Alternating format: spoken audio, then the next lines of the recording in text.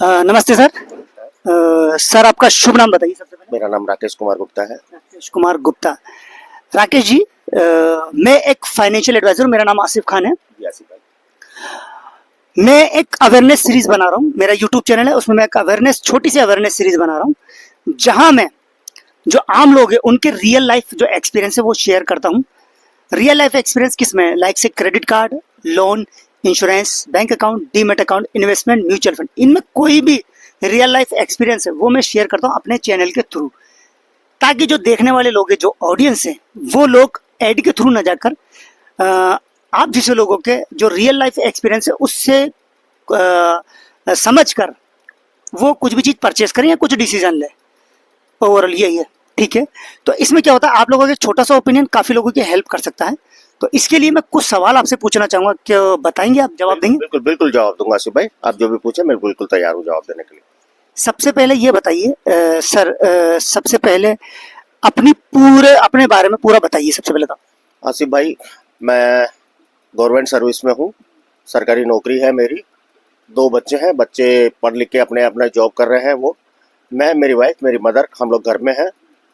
सरकार से जो तनख्वाह मिलती है उससे हमारा अच्छा खासा गुजारा चल रहा है। रही फाइनेंशियल किस तरीके से उसको बनाया जाता है, चूंकि हम लोगों ने पढ़ा नहीं, सुना ही सुना है। अवेयरनेस, फाइनेंशियल अवेयरनेस के बारे में मुझे नहीं लगता कि हम लोगों को कुछ सिखाया जाता है या कहीं वो है, इसलिए हमें बहुत ज़्यादा अवेयरनेस की उतनी जानकारी नहीं है। हमें जो तनख्वाह मिलती है, महीने के महीने बजट बनाते हैं, उसमें जो खाते हैं, बजट इन सेंस जो तनख्वाह मिल रही है उसको महीने के आखिरी दिन में खत्म कर देते हैं। 10-5 हज़ार कुछ बच जाते हैं तो खाते में पड़े रहते हैं। अभी तक तो ये चल रहा है। सैलरी कितनी है सर? सैलरी मेरी है लगभग 1.50 1.50 सैलरी है, और उसमें से आप 10-1 हज़ार रुपये आपके कुछ बचते हैं ना? हाँ, कभी ऐसा हिसाब लगाया नहीं कि कितना बचता है कितना नहीं बचता, पड़े रहते हैं। कभी ज़्यादा भी खर्च हो जाते हैं, कभी कम भी खर्च हो जाते हैं। ठीक है। ये सबसे पहले आपका क्रेडिट कार्ड में एक बुक्स थी यार, मैं आज ही पढ़ रहा था वो बुक्स, और वो इंडियन ही ऑथर हैं, और उन्होंने उनका लेट्स लाइक कुछ इस टाइप से बुक्स थी, मैं अभी पढ़ा था बट मैं भूल गया। मैं नेक्स्ट वीडियो में कभी बताऊंगा, या नेक्स्ट में कभी आऊँगा तो मैं बताऊंगा, और मैं आपको पर्सनली भी सजेस्ट करूंगा इस वीडियो द्वारा। उसमें 3 अकाउंट के बाद जिक्र किया था, मैं इतना समझ पाया था उसमें। एक होना चाहिए, मैं आपकी बात में कह रहा हूँ, और जो लोग देखने वाले हैं उनके लिए, आपके पास 3 अकाउंट होना चाहिए। एक अकाउंट जिसमें आपकी अर्निंग आ रही है, एक अकाउंट जिससे आप एक्सपेंड कर रहे हैं कुछ, और एक अकाउंट जिसमें आप इन्वेस्ट कर रहे हैं। जैसे लेट्स एग्जांपल, मान लिया आपकी सैलरी 20, उन्होंने बहुत बड़ा, और मैं इस समरी को शॉर्ट में बताता हूँ आपको। आपकी एग्जांपल, आपकी सैलरी है 1 लाख रुपए, तो 1 लाख रुपए में से आपका स्पेंडिंग है 35 हज़ार रुपए, तो 35 हज़ार रुपए आप एक उस अकाउंट में निकाल दीजिए। किस में अकाउंट में? फर्स्ट अकाउंट में से निकाल के सेकंड अकाउंट में 35 हज़ार रुपए रख दीजिए। फिर उसके बाद आपकी इन्वेस्ट करना चाहते हैं आप 10 हज़ार रुपए, तो ये थर्ड उसमें रख दीजिए। अब आपके पास कितने रुपए बचे? 35 10 45 गए, 55 बच गए। 55 बच रहे। 55 को आप रखिए आप इमरजेंसी फंड के लिए, यानी 6 महीने का इमरजेंसी जो फंड होता है ना, इसके अंदर इस तरीके से आप चलेंगे, ओवरऑल आप डेफिनेटली, उन्होंने ऑथर ने जो कहा था कि आप बहुत ग्रो करेंगे। तो अगर आप इस तरीके से भी है, बहरहाल मैं थोड़े उसके ऊपर जा रहा हूँ, तो सर ने बोला था तो मैं सर को थोड़ा ये सब बता रहा था, थोड़ा उसके लिए। ठीक है, तो अभी हम आगे शुरू करते हैं। क्रेडिट कार्ड वगैरह आपने यूज किए कभी? क्रेडिट कार्ड में यूज नहीं करता। लोन वोन कभी लाइफ में लिए हैं? लोन, गाड़ी का लोन लेते हैं। जो जैसे पर्सनल व्हीकल मैंने खरीदा है तो उसके लिए लोन ले रखा है। ठीक है, लोन का एक्सपीरियंस भी आपका नहीं है? लोन का पर्सनल बिजनेस का, होम लोन का? ऐसा कोई एक्सपीरियंस मेरा नहीं है। पर्सनल लोन या कोई एक्सपीरियंस, मतलब जो होम लोन वगैरह, ऐसा कोई मेरा एक्सपीरियंस नहीं है। क्रेडिट कार्ड का भी नहीं है? क्रेडिट कार्ड में नहीं लेता। ठीक है। इंश्योरेंस आपके पास है? इंश्योरेंस भी नहीं है आज की तारीख में तो। बताओ सर, आप गौर, खैर कोई किसी को ब्लेम नहीं करना, यही अवेयरनेस सीरीज अपन बना रहे हैं, कोई ना, बट कोई ना, वो होता है, सबके साथ होता है। इन्वेस्टमेंट पे थोड़ा मुंह किया आपने? सही बात यह है, मैं बताऊँ आसिफ भाई आपको, होता क्या है, हम लोग सरकारी नौकरी में है, कई बार नौकरी में भी इतने व्यस्त रहते हैं कि हमें इस बारे में सोचने की फुर्सत ही नहीं मिलती कि हमें इन्वेस्टमेंट भी करना है या कहीं आगे जाके हमें वेल्थ भी बनानी है, वो नहीं, बहुत ज़्यादा नहीं सोचते। लेकिन कई बार जैसे फालतू बैठा रहता है, संडे के दिन है, यूट्यूब चलाते हैं, यूट्यूब पे कई आप जैसे जो है वेल्थ बनाने के बारे में जो बताते हैं, उनकी चैनल देख देख के अब यह लग रहा है, क्योंकि मैं बस 60 साल का हूँ, इसी दिसंबर में रिटायरमेंट होने वाला हूँ मैं, कहीं ना कहीं मुझे ये लगता है कि यह मैंने बहुत बड़ी गलती की है। आसिफ भाई जैसे कोई अगर मेरे को आज से 10 साल पहले मिल जाते तो शायद मैं आज कहीं और होता, मेरे पास भी वेल्थ होती। लेकिन आज की तारीख में अगर मैं देखता हूँ मेरे बैंक बैलेंस, मुझे नहीं लगता कि जहां पे मैं पहुंच सकता था उसके 10% भी मैं पहुंचा हूँ। ठीक है, जो सर ने बोला कि आज के 10 साल बाद मेरे जैसा कोई बंदा मिलता तो सर ग्रोथ करते। बात ऐसी है कि सबसे पहले तो ये कि आप जब जागो सब सवेरा है, और 10 साल पहले इतना एक क्रेज भी नहीं था। देखो लोग आजकल यूट्यूब का एक वो आ गया है, तो लोग सब निकल के आने लगे हैं। जैसे वो कहते हैं ना, बारिश में किसी बिल में वो पड़ा तो चींटियां निकल के आती है ना, तो यूट्यूब के थ्रू सारे लोग आने लगे हैं। हम भी जब समझने लगे, हमको ही समझने लगा यार फाइनेंस की नॉलेज देने। एक तो क्या होता है, कोई क्राइटेरिया मतलब आपको कुछ फील्ड ऐसी मिल जाती है, जैसे मुझे फाइनेंस की मिल गई, तो फिर मैं इसमें बहुत डेफ में जाने लगा, तो मुझे चीजें समझ में आने लगी। तो ओवरऑल मैं आपको ये बताऊंगा, वाकई अगर ये चीज है, आपको अगर लाइफ में बिल्ड करना है, आपको देखो लाइफ में बहुत कुछ करना है, तो फाइनेंस को आपको फाइनेंशियल नॉलेज आपके पास होनी जरूरी है। क्योंकि अगर फाइनेंशियल नॉलेज आपके पास नहीं है तो आप आपकी लाइफ में वेल्थ नहीं बना पाओगे, कुछ भी कर लो। तो ये है। वैसे थैंक यू सर का। और जो सर ने ये बोला कि इनको अगर 10 साल पहले कोई मेरे जैसा मिलता तो इनके साथ कुछ हो जाता। बट आप ये चीज समझ लीजिए, कल को आप ये ऐसा ना होए कि यार सर पकड़ के ना, जितनी भी नई जनरेशन है, न्यू जनरेशन है, वो जितनी जल्दी इन्वेस्टमेंट शुरू करेंगे उतनी। और मेरे को लगता है ऐसा कि न्यू जनरेशन के माइंड में अब आने लगेगा, चीजें आने लगेगी। ठीक है, तो अभी आपने कोई इन्वेस्टमेंट कर नहीं किया, बट अभी कुछ कर रहे हैं? अब भी चूंकि मैं बताऊं यूट्यूब पे देख देख के ही, यूट्यूब पे जो बताते हैं इस बारे में, उसमें एक मिस्टर महेश कौशिक है जो ETF के बारे में बताते हैं। उनसे देख के, उनकी समझ के, सीख के मुझे भी कहीं ये लग रहा है, क्योंकि नो डाउट मैं 60 साल के रिटायरमेंट के बाद। ETF थोड़ा समझा दो लोगों को। ETF ETF exchange trading fund है जो किसी सेक्टोरियल के बारे में होता है, किसी भी एक सेक्टर के जो वो ग्रुप बना के है। उसमें लार्ज कैप भी होता है, मिड कैप भी होता है, स्मॉल कैप भी होता है। वो अलग अलग की एक तरह से एक बास्केट है जिसमें उनके वो होता है। तो जैसे कोई भी एक कंपनी, 100 कंपनियों का एक, वो मैं थोड़े जस्ट उदाहरण के टाइप पे बताऊं, क्योंकि मैं बहुत ज्यादा जानता नहीं हूँ, बहुत जो वो नहीं हूँ, मैंने भी किसी की वो सीख के ही बता रहा हूँ। लेकिन जितना मेरे को सीख में आया, समझ में आया, वो मैं बता रहा हूँ। लार्ज कैप का ही एक वो है इंडेक्स है, ETF है। उसमें 50 टॉप की जो निफ्टी 50 की जो टॉप की कंपनियां है वो है। ये बिल्कुल सही है। कोई एक कंपनी जिसमें कि बहुत ही ताजा और बहुत ही बढ़िया उदाहरण है यस बैंक, जो शेयर 800 रुपए का था वो 8 रुपए में भी ट्रेड हुआ। वो एक डाउन हो सकता है, लेकिन पूरी बास्केट में से जो 50 निफ्टी 50 के 50 जो हमारे शेयर्स है, उसमें कोई एक जाएगा तो वो बाहर निकल जाएगा, उसकी जगह दूसरी लास्ट 51वें नंबर पे खड़ी है कंपनी, वो उसके अंदर आ जाएगी। तो हमारा ETF हो सकता है इंडेक्स ऊपर नीचे हो, लेकिन वो डूबेगा कभी नहीं। ये मेरे समझ में आई हुई है। अब चूंकि मैं रिटायरमेंट के नजदीक हूँ, अच्छा खासा लमसम अमाउंट भी मुझे सरकार से मिलेगा रिटायरमेंट पे, तो मेरी ये धारणा है और मैं ये सोचता भी हूँ, अगर मैं उसको ध्यानपूर्वक और बहुत ही सावधानी और मतलब एक तरह से धैर्य के साथ काम करूँ, तो मुझे नहीं लगता ETF में मुझे कभी घाटा होगा। और मैं चाहता हूँ, लोग शेयर मार्केट को पहले एक ये मानते थे कि ये सट्टा है, बढ़ता है घटता है और होता है। हमें नए बिगनर्स जो आते हैं, नए जो बच्चे हैं, नए जिनको सीख रहे हैं, उनको हमें ये चाहिए भी कि ETF के माध्यम से हम हमारा इन्वेस्टमेंट कर सकते हैं, शेयर्स मार्केट में पैसा लगा सकते हैं। नो डाउट SIP है, SIP भी हो सकता है वो म्यूचुअल फंड जो हमारा वो मैनेज कर रहा है वो हमसे कमीशन ले रहा है। मैं तो कह रहा हूँ ETF में ना हमारा कमीशन जा रहा, ना कुछ और जा रहा है, हमारे सामने है। जब हमारी इच्छा है खरीदो, जब हमारी इच्छा है बेचो। ETF is the best for me. तो मैं सोच रहा हूँ ETF में मेरा इन्वेस्ट। ठीक है। मैं थोड़ा करेक्ट करूंगा। एक वॉरेन बफे को आप जानते हैं? वॉरेन बफे के बारे में जानता नहीं, सुना है, बिल्कुल सुना। मैं बता दूं, इंडिया के सबसे बड़े इन्वेस्टर हैं। बिल्कुल। इससे इन्वेस्टर नॉट ए ट्रेडर। हाँ, he is investor not a trader. बिल्कुल। वॉरेन बफे का एक सबसे बढ़िया जो कोड है वो सर आपने अभी बताया। क्या बताया? वॉरेन बफे ने बोला इन्वेस्टमेंट करना है तो कैसे करना है। मैं छोटी सी बात बता रहा हूँ, पूरे तरीके से एक्सप्लेन नहीं करूंगा, मैं छोटी सी बात बताऊंगा। उनसे अगर पूछोगे तो यार हमको इन्वेस्टमेंट कैसे करना है, तो वो क्या बोलेंगे कि जब आप, जैसे आपके पास 1 लाख रुपए है ना, मैं आपसे बात करूँ, 1 लाख रुपए है आपके, और आप ऐसा करें 1 लाख रुपए जब अगर आपको इन्वेस्ट करना है तो एक ही कंपनी का 1 लाख रुपए ना लगाए, आप 10 कंपनी चूज करें 1 लाख में, 10-10 हजार रुपए की 10 कंपनी, उसमें आप इन्वेस्ट करें अपना पैसा। होगा क्या, अगर आपकी 3 कंपनी भी डूबी है तो 7 कंपनी तो उभरी है, ये 4 डूबी तो 6 तो उभरी, तो 6 में आपका पूरा पैसा निकल जाएगा। तो इन्वेस्टमेंट करने का पहला गोल ये है, जैसे अभी आप बता रहे थे कि आप अलग अलग उसके अंदर वो एक बॉक्स वगैरह था, वो इसी से बेस्ड वगैरह की, वो मेरे को समझ में आई। तो बहुत अच्छी बात, बहुत अच्छी ETF में बहुत अच्छी ये चीज रहती है, ये ठीक सही है। दूसरा, आप ये बोले पहले लोग जो शेयर मार्केट को गैम्बलिंग समझते थे, बट आप लोग समझने लगे। देखिए, जो लोग पहले जो समझते थे ना वो सही भी है, थोड़ा बहुत सही कैसे, मैं अपने बारे में बता दूं। मेरे पास कम से कम 6 किताबें हैं ट्रेडिंग के ऊपर, और मैंने ट्रेडिंग पर बहुत अच्छे से पढ़ा है, मैंने ट्रेडिंग को बहुत अच्छे से जिया है दोस्त। और सर ने बात की तो मैं इसलिए ट्रेडिंग के ऊपर आ गया हूँ। अब बात बनेगी तो बात चलेगी ट्रेडिंग के ऊपर, अब निकली है तो बात बनेगी। आगे बढ़ेगी जी, बिल्कुल। 6 किताबें ली है मैंने ट्रेडिंग के लिए, 6 किताबें, और बेस्ट से बेस्ट इंडिया की 6 किताबें पढ़ी है।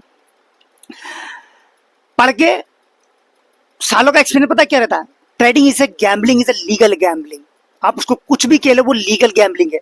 कैसे गैम्बलिंग है मैं आपको बताता हूँ। आप अब उनका एक कोड आता है ट्रेडिंग में, ये लोग क्या बोलते हैं ट्रेडिंग में जो ट्रेडर होते हैं, यार आप बिना सीखे बाइक चलाओगे तो एक्सीडेंट करोगे। तो मैं आप लोगों से यही बोलता हूँ, यार बिना सीख कर तो मैं सट्टा भी खेलूंगा तो फिर वो तो लीगल कर दोगे आप। सीख कर मैं 3 पत्ती खेलूंगा तो उसको भी लीगल कर दोगे आप। यार ट्रेडिंग ऐसे सट्टा तो सट्टा ही है ना वो। एक चीज ये, एक चीज ट्रेडिंग की ये चीज बुरी है। दूसरी मैं एक चीज बता दूं, ट्रेडिंग में क्या होता है भाई, आज मैं 100 रुपए जीत गया तो ब्रोकर आएगा मेरे तो शाम को, आसिफ नाम, चलो ठीक है आसिफ भाई, हाँ भाई ठीक है, आज आपने 100 रुपए कमाए, हाँ भाई कमाए, लो हमारा 30% का ट्रेडिंग ब्रोकरेज, हाँ ले भाई ठीक है भाई चला गया। दूसरे दिन आसिफ भाई 100 रुपए हार गए, ब्रोकर आ जाए, आसिफ भाई क्या यार वो 100 रुपए आज हार रहा हूँ, उसका ब्रोकरेज तो 30 रुपए। अबे मैं तो हार रहा हूँ यार, मैं हारे के पैसे भी तो तुझे। हम दोनों ही स्थितियों में ब्रोकरेज, वो तो अपना उसका तो मतलब वो एक कहावत है ना, नाई मरे आपको वो टका उसका टका पक्का, वो वाली बात है। वो फाइनल है, वो तो लेगा ही लेगा ब्रोकर के, उसको कोई मतलब नहीं है आप हार रहे हैं जीत रहे हैं, कोई मायने नहीं रखता। उसकी ब्रोकरेज जो जानी है वो जाएगी जाएगी, बिल्कुल। तो ट्रेडिंग को बहुत डिटेल में समझा रहा हूँ। 2 चीज हो गई, तीसरी चीज मैं बता रहा हूँ, 4 पॉइंट शायद मैं इसकी जानता हूँ। ये चीज हो गई, ब्रोकरेज तो लेंगे भाई सब। दूसरी चीज, ट्रेडिंग पे जब आप बैठते हो ना सिस्टम पे, 9:30 बजे से लेके 9:15 बजे मार्केट खुल जाता है, और 3, 3:15, 3:30 बजे तक जब तक आप बैठते हो, आपका साइकोलॉजी खराब रहती है। आपका बच्चा आके बोलेगा पापा पापा ये लेना, अच्छा भाग। आपकी वाइफ आके बोलेगी अजी ये करना है, भाग। आप फ्रस्ट्रेट रहोगे इतने, यार ऐसा पैसा क्यों कमाना यार जिसमें आप इतने फ्रस्ट्रेट रहो, इतनी मेंटेलिटी आपकी खराब हो। मैं पहले एमसीएक्स में भी एक शौक चढ़ा था मेरे, जिसको डब्बा कहते हैं लोकल लैंग्वेज में। उसमें भी ये जैसे गोल्ड हुआ, गंवार हुआ, या हुआ क्रूड ऑयल हुआ, वो हुआ करता था। मुझे एग्जैक्टली याद तो नहीं है कि कौन से सन की बात, 2008 की बात है ये। मैंने कोई क्रूड यूज किया था या लिया था पता नहीं, ऐसा कुछ किया था, और उस समय मेरे को एक ही सौदे में 65,000 का घाटा लग रहा था।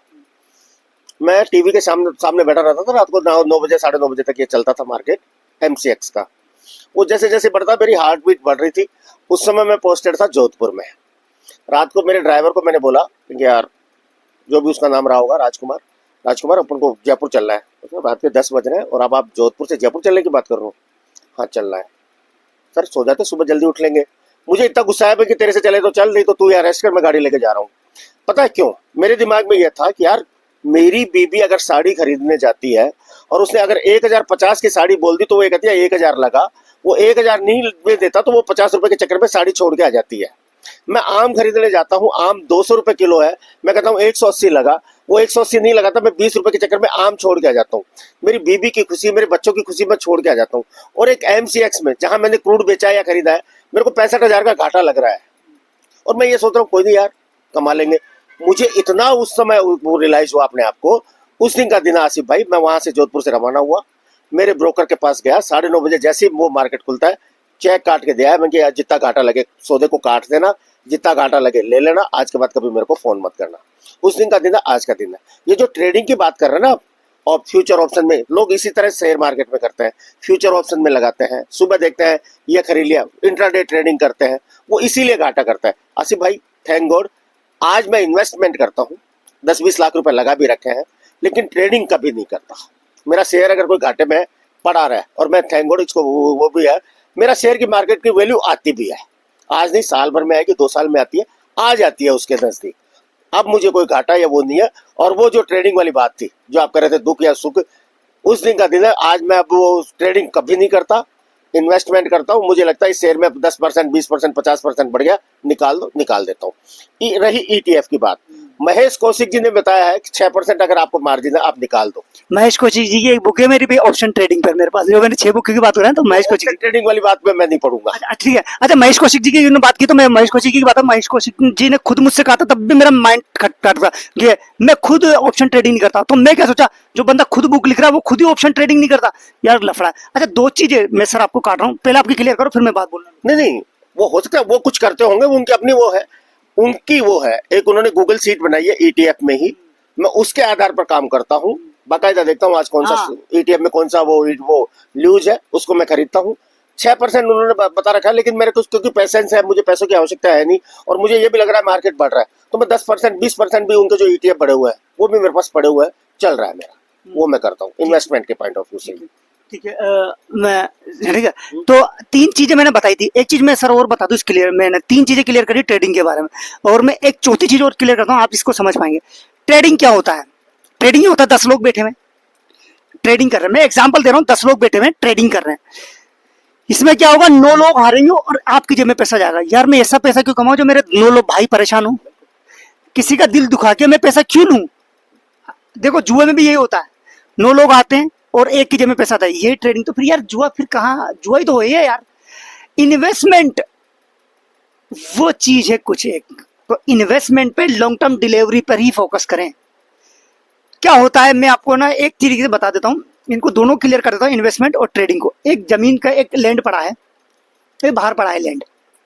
सर आपका नाम एक बार? राकेश। राकेश भैया, राकेश सर, मैं राकेश सर से बोलता हूँ। राकेश सर ये लैंड पड़ा है, बताओ आज इस लैंड की प्राइस कहाँ जाएगी?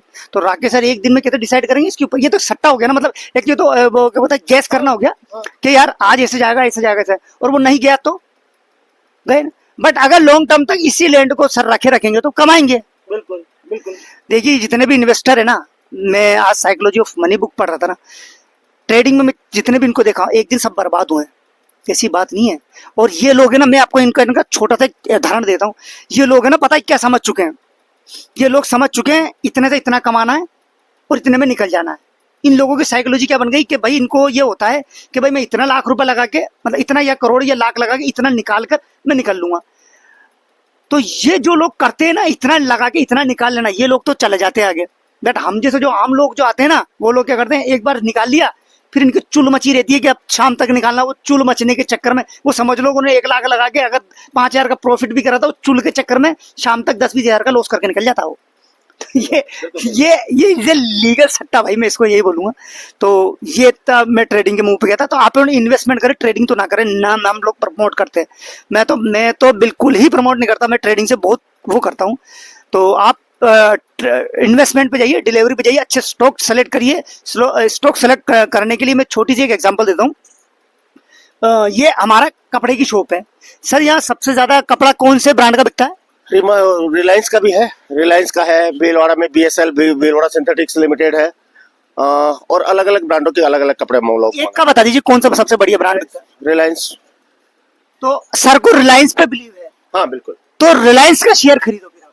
सही बात है, सही बात है। जिसको हम लोग सुबह से शाम तक जिस चीज को यूज लेते हैं, और मुझे पता है कि मैं कोई चीज लेने गया, मैं सुबह कोलगेट भी खरीदने गया और मुझे पता है कि कोलगेट ब्रांड से मांग रहा हूँ, मुझे पता है टूथपेस्ट में कोलगेट का अपना एक ब्रांड है, मैं मांग रहा हूँ, तो और लोग भी मेरी तरफ मांगते होंगे। तो मुझे जब शेयर खरीदना है तो मैं हिंदुस्तान यूनिलीवर का ही खरीदूं, क्योंकि वो कोलगेट बना रही है। ये क्यों? क्योंकि आप शेयर का मतलब क्या समझे, किसी कंपनी में हिस्सेदार हो ना। अच्छा।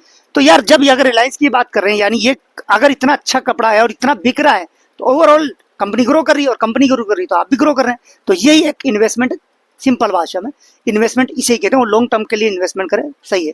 तो अभी आप SIP वगैरह पे मूव कर, वो आपने बताया तो उस पर तो कुछ अभी मैं SIP वगैरह कुछ देख रहे हैं म्यूचुअल फंड वगैरह का? अभी मैं SIP में भी लगा रहा हूँ पैसा, लगाया? कौन से ब्रोकर के थ्रू? नहीं, ब्रोकर के थ्रू नहीं, मैं SBI बैंक जो है उसमें मेरा डीमेट अकाउंट की पूछ रहा हूँ। डीमेट भी मेरा जीरोधा का है, काइट का है, वो बेटे का है, मैं उसको ऑपरेट कर लेता हूँ वैसे ही। डीमेट में मैं डायरेक्ट नहीं करता, मेरा SIP में है जो SBI के थ्रू ही लगा रहा हूँ मैं, उसमें कोई ब्रोकर नहीं है। आपके लिए सजेस्ट करूँ एक? जी बताएं। ग्रो करना है, ग्रो मैं ग्रो को प्रमोट नहीं कर रहा, मैं सर के लिए मैं बोल रहा हूँ। ग्रो बहुत अच्छा है, बहुत अच्छा है, बहुत अच्छा है। मैं पर्सनली ग्रो को करता हूँ, सिंपल। ठीक है, एक बार देखता हूँ मैं ग्रो को भी। तो ओवरऑल तो अभी आप कुछ इंश्योरेंस में कुछ लेना चाहेंगे? लाइफ इंश्योरेंस, टर्म इंश्योरेंस, या इसमें कुछ भी, या हेल्थ इंश्योरेंस में? हेल्थ इंश्योरेंस के बारे में मैं बिल्कुल सोचता हूँ। क्यों सोचा आपने हेल्थ इंश्योरेंस के बारे में? क्योंकि हम लोग देखते हैं आजकल जो बीमारियों की हालात है, और एक बार हॉस्पिटलाइज अगर बंदा हो जाता है तो क्या उसका बिल बन के आता है, ये वाकई देख के दुख भी होता है और बड़ा अजीब सा भी लगता है। नो डाउट मैं सरकारी नौकरी में हूँ, मेरे को सरकार की तरफ से सारा रिएम्बर्स भी होता है, लेकिन वो होता है प्राइवेट हॉस्पिटल में नहीं होता, वो सरकारी में होता है। नो डाउट सरकारी भी बहुत बढ़िया हॉस्पिटल्स है, लेकिन कई कई बीमारियों के स्पेशलिस्ट केवल प्राइवेट में ही मिलते हैं हमें। और सरकार में बहुत ज़्यादा लोगों की भीड़ भी रहती है, तो उससे बचने के लिए हम लोग कई बार नहीं चाहते हुए भी प्राइवेट में चले जाते हैं। लेकिन जब प्राइवेट में जाके जब बिल की बारी आती है तो पता लगता है यार हम कहीं नहीं है। वो बिल इतना बन के आता है कि हमारी कई महीनों की तनख्वाह दिनों में निकल जाती है। तो एक इंश्योरेंस तो होना ही होना चाहिए, और ना केवल मेरा, मतलब मैं सोचता हूँ अब, क्योंकि घर में भी देखते हैं, परिवार में हम लोग पारिवारिक लोग हैं, समाज में रहते हैं, समाज में ऐसे ऐसे लोग जिनकी कोई उम्र नहीं थी हमारा साथ छोड़ के चले जाते हैं। जब साथ छोड़ के चले जाते हैं और पीछे वाले जो उनके रह जाते हैं बीवी बच्चे, उनकी क्या दशा होती है ये बहुत नज़दीकी से मैंने देखा है। दोनों ही बातें हैं, आदमी चला गया तो भी बहुत नुकसान होता है, आदमी बीमार होकर हॉस्पिटल में चला गया तो भी अच्छे अच्छे लोगों के जमीन जायदाद बिकते हुए मैंने देखा है। इसलिए मैं ये कहूँगा, इंश्योरेंस आपकी वेल्थ बनाना है, SIP करना है, ETF में लगाना है या वो करना, वो तो सेकेंडरी रखो। सबसे पहले मतलब सबसे पहले जो सोच है अपनी इंश्योरेंस के बारे में 100% होनी चाहिए। और ना केवल ये मेरे बच्चे हैं, मेरा एक बेटा एक बेटी है, दोनों की शादी हो गई, बेटी और दामाद, और बेटे और बहू को भी ये स्ट्रिक्टली ये कह रखा है तुम्हारा इंश्योरेंस करा लो, और उन्होंने थैंक गॉड चारों ने करा रखा है। रही बात हमारी, चूंकि हम लोग 60 साल के हो गए, कई बार ये एक बार इच्छा भी होती है कि एक बार मैं देखूं, ऑफ द कैमरा में आपसे पूछ भी रहा था ऐसा कोई वो भी है क्या, क्योंकि मैं 60 साल का होने जा रहा हूँ, तो हेल्थ इंश्योरेंस मुझे चाहिए। मैं बिल्कुल, अगर ऐसा हो तो आप आसिफ भाई आप भी सर्च करना, मेरे को बताना, मैं बिल्कुल लेना चाहूंगा। बिल्कुल मैं आपके लिए सजेस्ट करूंगा। अभी सर की बात से ना मैं दो चीज समझाऊं सर की बात। एक, हेल्थ इंश्योरेंस में जब जाते हैं, ये बात हकीकत है। देखो मैं आपको एक चीज बता दूं, जो लोग सरकारी हॉस्पिटल में जा रहे हैं, मैं किसी को भी मैं कहता हूं, अगर आप बहुत लोअर क्लास से हो तो आप चिरंजीवी, जैसे हम लोग जिस राजस्थान में तो चिरंजीवी हमारे यहाँ चलता है, तो बेटर है यार। बट अगर आप लोग थोड़े पैसे मतलब आपके पास थोड़ी इतनी फाइनेंशियल आपकी कंडीशन है, ये ध्यान रखना, एक छोटी सी सर्जरी भी आपके 2 से 3 लाख रुपए ले जाएगी, 4-4 लाख ले जाएगी। और बड़ी बीमारी लग गई ना तो पता नहीं कितना ले जाएगी, लाखों रुपए, 20-20 लाख रुपए तक पे कहानी पहुंच जाती है। हेल्थ इंश्योरेंस को हल्के वे में मत लेना, बिल्कुल है ना, हल्के वे में लेने की गलती मत करना। क्या सोचते हो, आजकल मैं बहुत मार्केट में देखता हूँ financial grow, financially grow, financial grow, क्या समझते हैं, एक बिजनेस बना के फाइनेंशियली ग्रो हो जाओगे। बिजनेस को गलत नहीं बोला, वेल्थ बने यार, बट ये एक पार्ट है उसके यार, इंश्योरेंस पार्ट है उसका यार। बिल्कुल पार्ट है, बहुत आप जरूरी भी है। हाँ, जब इंसान ही नहीं रहेगा तो पैसा भी किस काम का। हम दोनों तरफ से सोचे, नो डाउट हम ग्रो की बात कर रहे हैं, आगे बढ़े, पैसा वेल्थ कमाए करें। अरे जब इंसान ही नहीं रहेगा या इंसान वो बीमारी घेर लेगी और वो नहीं रहेगा तो उसको कोई मतलब नहीं है। इसलिए इंश्योरेंस ज्यादा जरूरी है। देखो मैं एक छोटे भाई एग्जाम्पल, आप बिजनेस कर रहे हैं, अच्छा बिजनेस चल रहा है, आप महीने के लाख कमा रहे हैं बिल्कुल या 2 लाख कमा रहे हैं, कितना बार है। बट अगर एक छोटी सी बीमारी भी आई और आपके पास हेल्थ इंश्योरेंस नहीं था, सपोज कर ले हेल्थ इंश्योरेंस नहीं था आपके पास, और हेल्थ इंश्योरेंस नहीं था और आपके 3-4-5 लग गए, तो कहां से गए आप, किससे तो गए ना। इससे बढ़िया यार 1,000-500 रुपए दे के महीने का हेल्थ इंश्योरेंस लेके बचो ना, अपनी पूरी फैमिली को कवर करो, कैशलेस फैसिलिटी पाओ, एम्बुलेंस आएगी आपके पेशेंट को लेके जाएगी, VIP ट्रीटमेंट देगी, आजकल खाना पीना सब हॉस्पिटल में, रूम वूम सब हॉस्पिटल में, और अच्छा करके छोड़ के जाएगी। आप मेंटली पीसफुल हो, आप इमोशनली ठीक हो, बढ़िया है, आपका पेशेंट आ गया, मस्त यार, क्या यार मजे है ना यार। और हाँ, आपको ये बता दूं मैं, 80D के अकॉर्डिंग आपको टैक्स में बेनिफिट भी इसमें मिलता है। ये भी बहुत, गाड़ी की कीमत होती है 10 लाख 20 लाख 50 लाख मैक्सिमम गाड़ियों की कीमत होती है, मतलब हम उसको कीमत देके खरीद सकते हैं। हम उसका इंश्योरेंस कराते हैं, जो भगवान की दी हुई देह है, जो अनमोल है, मतलब लाखों करोड़ों की तो बात ही छोड़ो, पता नहीं है तो कितने क्या है। हम इसको एक बार अगर ये गया तो उसको कितनी आप संपत्ति एक साइड में कर दो, उस आदमी को नहीं ला सकते, उस आदमी का इंश्योरेंस नहीं कराते। बड़ा अजीब सा वो है, समझो आप बात को समझो। 50 लाख की मैंने गाड़ी खरीदी, मैं उसका इंश्योरेंस करा रहा हूँ कि हाँ यार 50 की इंश्योरेंस करा लो, कल तुम गई तो इंश्योरेंस कंपनी भुगतेगी। मैं खुद का नहीं करा रहा हूँ, जबकि मुझे खुद की कीमत का पता ही नहीं है। भाई मैं अनमोल हूँ, मेरे इवन क्या उदाहरण दूं मैं, मतलब पूरे रिश्तेदार मिलकर पूरी संपत्ति जोड़ के भी ये कहे कि हाँ राकेश को लाके खड़ा कर दो, हम ये इतनी संपत्ति देते हैं, नहीं मिल सकता दोबारा राकेश। एक बार अगर राकेश गया तो हम उसका इंश्योरेंस नहीं करा रहे। राकेश जी की बात करो, राकेश जी मैं ना आपसे एक एग्जांपल पूछता हूँ, मैं ना इस जमीन से लगा के इस आसमान तक आपको ना सोने का दूंगा, सोने की ईंटें दूंगा, अपने ये हाथ कटवा लो। नहीं कटा, नहीं 60 की उम्र में भी नहीं कटाएंगे ये, नहीं कटा। है ना। और मैं कहता हूँ चलो राकेश जी आपकी तो 60 की उम्र हो गई, ये जमीन से लेके आसमान तक सोने की ईंट लगाऊंगा आपको, कैंसर ले लो। नहीं, संभव ही नहीं है, संभव ही नहीं है। और उसके प्रति हम कितने मतलब जो है लापरवाह मान लो या अनजान मान लो कि हम उसकी बिल्कुल केयर नहीं करते, एकदम केयरलेस है, बहुत गलत है ये। पता है मैं जब भी दुआ या प्रार्थना करता हूँ तो सबसे पहली दुआ प्रार्थना क्या होती है कि एक मेरे को धार्मिक बना, मतलब सभी लोगों का भला करने वाला बना। दूसरी जो पॉइंट पे मैं आता हूँ ना वो मतलब हेल्थी बना मुझे। वेल्थ वेल्थ सब बाद में, पहले धार्मिक बना, सब लोगों का भला करने वाला, इसमें यही नहीं पर्टिकुलर किसी का, हमारे इस दुनिया में जितने भी लोग रहते हैं उनका सबका अच्छा करने वाला बना। दूसरा हेल्थी बना, क्योंकि health is a natural wealth. अरे हमारे आप पूर्वजों ने कहा भी है, पहला सुख निरोगी काया, दूसरा सुख हो घर में माया। आपकी निरोगी काया नहीं रहोगे तो कितनी माया होना कोई मायने नहीं रखती। ये तो आज से नहीं, आज से हजारों साल पहले की हमारी कहावत चली आ रही है, पहला सुख निरोगी काया, वो बहुत जरूरी है। इसमें मैं एक ना एग्जांपल देता हूँ आपको। अब मेरे थोड़ा मैं आपको हेल्थ के प्रति ना एक एग्जांपल देता हूँ। आप राकेश सर जी, हेल्थ के प्रति राकेश सर जी, आपने बचपन से एक ड्रीम था आपका, एक सपना था, कोई सी भी लोकेशन चूज कर लो कि मुझे वहां जाना है अपनी लाइफ में, और चाहे मैं कभी, आप बताइए कौन सी ऐसी लोकेशन थी जो आपको सबसे अच्छी लगती है दुनिया में?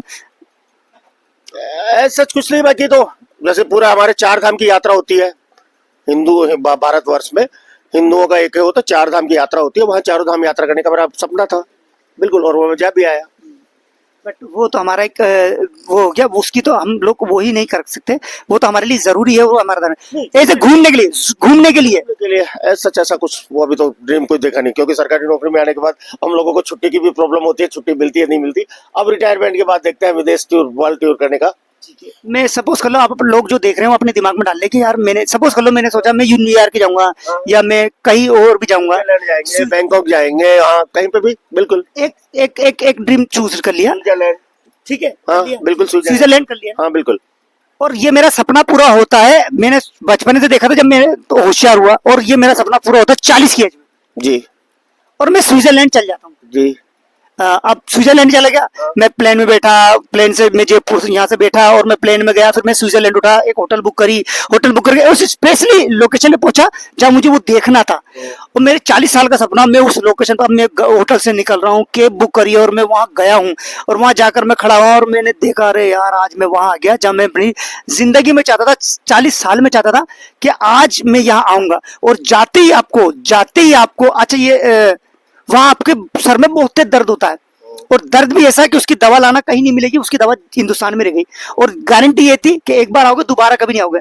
तो जब वो दर्द होगा ना आपको, तो आप कहोगे तुरंत यहाँ से निकल, बिल्कुल बिल्कुल, मैं नहीं रह सकता यहाँ। हाँ, वो कहेगा दोबारा नहीं आओगे, दोबारा नहीं आओगे, मुझे मतलब नहीं है, मुझे नहीं आना, क्योंकि उस समय फिर सब मेरा शरीर आ गया आने, मुझे पहले मेरा शरीर चाहिए। बिल्कुल सही कह रहे हो आप। सपने, मेरे ख्वाब, मेरे जो ड्रीम्स जो देखे थे, हाँ वो सब साइड में हो जाएंगे, और उस ख्वाब को पूरा करने के लिए जो 40 साल मैंने कड़ी मेहनत की है कि मैं स्विट्जरलैंड जाके एंजॉय करके आऊंगा, धरे रह जाएंगे। चाहे मैंने लाखों रुपए खर्च करो, बिल्कुल लाखों रुपए खर्च हुआ, कोई मायने नहीं रखता। ये एक बहुत बड़ी वो है, ये हेल्थ इसको कहते हैं। और ये एक एग्जाम्पल और है, बट वो बहुत बड़ा हो जाएगा। तो ओवरऑल यही है। सर ने एक दूसरी बात ये की थी कि मरने के बाद हमने ये देखा कि उनके पीछे कोई भी नहीं रहता, तो इसलिए एक टर्म इंश्योरेंस भी अपना जरूर कराइए, क्योंकि आप अगर चले गए तो आपकी फैमिली को एक फाइनेंशियली और इमोशनली सपोर्ट के लिए बहुत, देखो आपके जाने का गम तो सबको रहता है, बट एक फाइनेंशियली सपोर्ट भी बहुत रहता है। आपके जाने के बाद आपकी फैमिली को कौन संभालेगा, ये एक बहुत बड़ी बात होती है। तो इसके लिए टर्म इंश्योरेंस पर भी ध्यान दीजिए। कुल मिला के आप इन्वेस्टमेंट पे जो भी हो सके इन्वेस्टमेंट करिए, खुश रहिए, अपनी हेल्थ पे ध्यान रखिए, हमेशा अपनी हेल्थ के लिए करिए, स्वच्छ खाइए, स्वस्थ रहिए और अच्छा सोचिए, ठीक है भाई। आप लोगों के व्यूअर्स के लिए मैं कहना चाहूंगा, पहला सुख निरोगी काया, दूसरा सुख हो घर में माया। और आज का जो हमारा ये इंटरव्यू तक जो चला है उसमें ये दोनों ही है, पहले खुद पे ध्यान दो, फिर पैसों पे ध्यान दो। उसके लिए क्या करना है क्या नहीं करना, आसिफ भाई आप अपने नंबर डाल देना, लोग आपको पूछ ले, क्योंकि पहला सुख निरोगी काया के लिए बिल्कुल जरूरी है, इंश्योरेंस करा के रहो, मस्त रहो, स्वस्थ रहो। दूसरा सुख घर में माया के लिए आपके SIP है, ETF है, म्यूचुअल फंड है वगैरह, इनमें सब इन्वेस्ट करो, खुश रहो, वेल्थ बनाते रहो। और मेरे भाई बहुत मजा आया आपके साथ बात करके। और कुछ आप बताएं बताएं बताएं। बिल्कुल मैं अपने बारे में बता दूं, मैं अपनी वेबसाइट का लिंक इस वीडियो के डिस्क्रिप्शन में डाल दूंगा। और जहाँ क्या है, जैसे मेरा नाम आसिफ खान है, मेरे पास सारे फाइनेंशियल प्रोडक्ट हैं, लाइक क्रेडिट कार्ड, तो मेरे पास सारे बैंकों के क्रेडिट कार्ड है, मल्टीपल टाइप से, तो जितने भी टाइप के क्रेडिट कार्ड होते हैं वो सब मेरे पास हैं। अगर आपका सिविल क्रेडिट कार्ड के लिए कभी भी लोन और क्रेडिट कार्ड के लिए अप्लाई करें तो 750 प्लस अपना सिविल देख ले, उसी के बाद अप्लाई करें, ये मैं हमेशा आपको कहूंगा। और डॉक्यूमेंट्स प्रॉपर रखें, ठीक है, पूरे डॉक्यूमेंट्स प्रॉपर रहना चाहिए। तो मोस्टली क्रेडिट कार्ड ऐसे हैं जो लाइफ टाइम फ्री भी आपको मिलेंगे। लोन मेरे पास सारे हैं, जिसमें होम लोन है, पर्सनल लोन है, बिजनेस लोन है। इंश्योरेंस मेरे पास सारे हैं, health insurance, life insurance, term insurance, vehicle insurance, 24 plus India की टॉप कंपनियां। तो अगर जिन लोगों का चल रहा है पहले से इंश्योरेंस, तो ये सोच रहे हैं मुझे क्या जरूरत है, बट देखने में कुछ नहीं जाता, चेक कर लो। आजकल सब कुछ एआई के थ्रू है, मेरी वेबसाइट का भी सिस्टम ऐसा ही है, सब कुछ एआई के थ्रू है आजकल। क्या पता आप जो प्रीमियम दे रहे हो उससे अच्छा बेटर आपको कुछ मिल जाए, सस्ते में बढ़िया से मिल जाए। इन्वेस्टमेंट प्लान आ रहे हैं, डीमेट अकाउंट्स आ रहे हैं और बैंक अकाउंट्स आ रहे हैं। ठीक है, तो ये एक है। एक बार मेरे ना वेबसाइट पे कभी आपको क्रेडिट कार्ड या लोन के लिए देखना है ना, तो बहुत अच्छा एक ऑप्शन है। मैं आपको ना मैं नेक्स्ट वीडियो में बताना भूल गया था, बट अभी बताता हूँ सर मैं आपको। इसमें क्या होगा, जैसे आप किसी क्रेडिट कार्ड को पर्टिकुलर, मैं आपको एग्जांपल बताऊँ, आपको शायद पता, आपने क्रेडिट कार्ड तो यूज करे नहीं करे। Credit card use. मैं आपको बताता हूँ, जैसे कोई बंदा क्रेडिट कार्ड के लिए यूज करता है, जैसे सपोज कर लो कोई बंदा सोच रहा है मुझे एचडीएफसी का क्रेडिट कार्ड चाहिए। अब उसका सिविल बहुत अच्छा है, 750 प्लस है उसका सिविल। वो गया एचडीएफसी की साइड पे और जाकर उसने एचडीएफसी के अप्लाई किया। अप्लाई करते क्या होता है, उसकी फाइल डिक्लाइन हो जाती है। अब बंदा कंफ्यूज है, यार मेरे तो 750 प्लस सिविल है, फिर मेरी फाइल डिक्लाइन है। फाइल डिक्लाइन होने का रीजन ये है कि आपका सिविल तो 750 प्लस था, बट आपको ये पता था कि आपका जो प्रोफाइल इस बैंक के क्राइटेरिया से मैच कर रही है नहीं कर रही, इसलिए आपकी फाइल डिक्लाइन हुई, आपकी इंक्वायरी चढ़ी, आपका सिविल इफेक्ट हुआ और ओवरऑल आपका नुकसान हुआ है ना। अगर ऐसा हो कि आपका पूरा पहले से पता चल जाए कि कौन सा बैंक आपको क्रेडिट कार्ड दे रहा है या लोन दे रहा है, तो कैसा बढ़िया रहे। तो मेरी वेबसाइट के थ्रू जब आप जाओगे, पूरी डिटेल डालोगे, डिटेल डालने के बाद जैसे सबमिट करोगे तो ये सारी डिटेल जो है सारे बैंकों के पास चली जाएगी, और वो बैंक जो भी आपको कुछ देने वाले होंगे ये 3 कैटेगरी में डिवाइडेड हो जाएंगे। पहली कैटेगरी में हाई अप्रूवल, 60% चांसेस, 40% चांसेस, ये वो बैंक रहेंगे जो आपका स्वागत कर रहे हैं, आइए। अच्छा, यहाँ जो बता दिया ना 100 चांसेस, यही पूरे इंडिया में 100% आपका बनेगा। इसके अलावा आपका कोई सा भी क्रेडिट कार्ड अभी नहीं बन सकता। दूसरी कैटेगरी वो आएंगे जो आपसे सैलरी स्लिप और आईटीआर मांगेंगे। अगर आपके पास सैलरी स्लिप और आईटीआर है, दूसरी कैटेगरी में अप्लाई करिए। और थर्ड कैटेगरी में 1% या 10% चांसेस है। नहीं बनेगा भैया, नहीं दिमाग लगाइए। और अगर आपको नहीं है तो एक बार जाकर देखना, करके देखना, और फिर आपको पता चलेगा कि मैं सही बोल रहा था या नहीं बोल रहा था। तो ये है, तो आपको कुछ भी अप्लाई करना है प्लीज जाइए, वीडियो को डिस्कस सर बोलेंगे तो मैं डाल दूंगा। बिल्कुल बिल्कुल बिल्कुल, आप स्वागत है, बिल्कुल डालिए, मैं डाल देता हूँ, बहुत अच्छा लगेगा। वीडियो को डिस्क्रिप्शन में डाल देता हूँ। आपका भलाई चाहते हैं और आप पढ़िए, देखिए, अच्छा लगे तो अप्लाई कीजिएगा। ठीक है दोस्तों, हम लोग दोबारा मिलेंगे नेक्स्ट किसी और वीडियो में, नेक्स्ट किसी और सर के जैसे ही एक ग्रेट बंदे से हम लोग बात करेंगे। तब तक के लिए दोस्तों, जय हिंद,